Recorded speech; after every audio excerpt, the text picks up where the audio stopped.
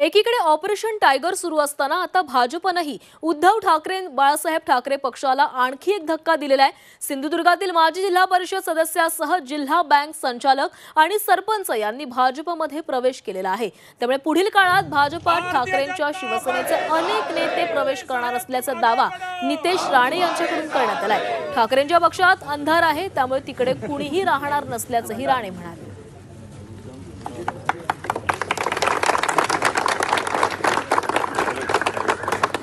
या एक एक जण पुढे आलात ना